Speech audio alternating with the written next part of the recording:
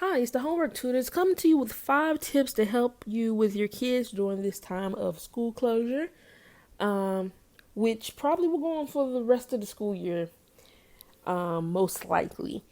So, here are 5 tips to help you during this time. Number one, keep the same type of schedule. What I mean by that is, for example, if your kid goes to school from 8 a.m. to 3 p.m., we want to be doing schoolwork at the home from 8 a.m. to 3 p.m.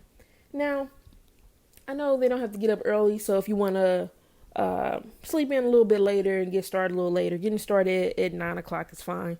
10 o'clock, I would say start no later than 10 o'clock. That's fine. However, if they do end school at 3 p.m., whatever time they end school at, I do recommend working up until that time. So if they end at 3, work through 3. If they end at 4:15, work it through 4:15, so on and so forth. Number 2, write a list of assignments due each week.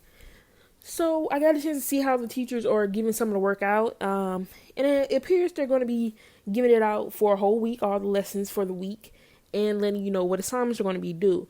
So I will go subject by subject and write down what is going to be due for 2 reasons. One reason is so you can keep track of what your student is going to be doing, make sure they're on task and getting their work done. And then the second reason is so at the end of the week, you can have a checklist to make sure they turn in everything. We want to make sure we're getting all this stuff turned in. With them not going to school, these grades are going to be important. The stuff they turn in is going to be graded. It's going to be important. So we want to make sure we don't miss anything and that everything gets turned in on time so we're not getting any credit taken off due to lateness.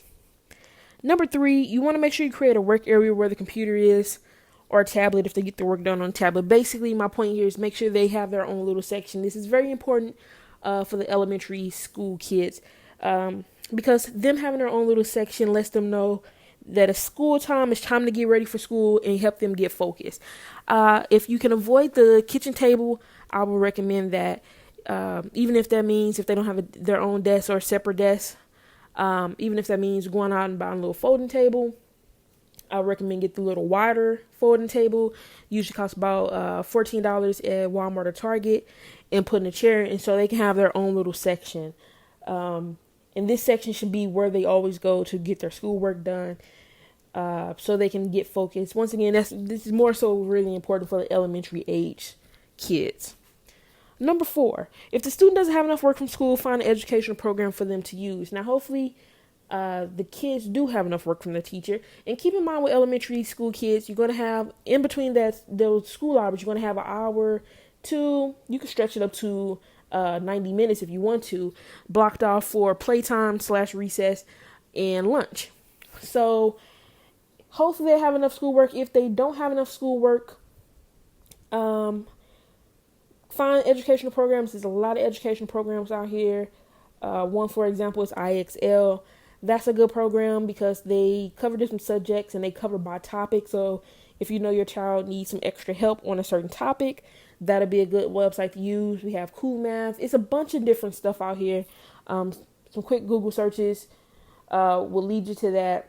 So just find something educational or give them a research project. Give them a history project, a science research project.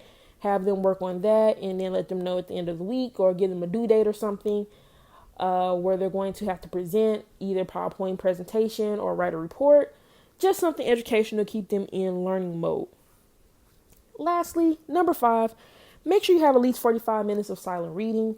Once again, this is very important for the elementary school kids. We want to make sure they're getting their reading all the time. You can also stretch this up to 90 minutes. So if you was to do up to 90 minutes, I would have them read for an hour and 15 minutes.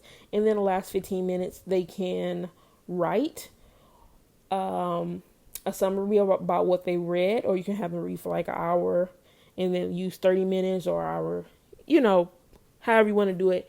And use the last 30 to 15 minutes to write about what they read, character development, write some things about character, things of that nature. So hopefully these 5 tips will help you. If you have any questions, I'll leave contact information for the homework tutors below.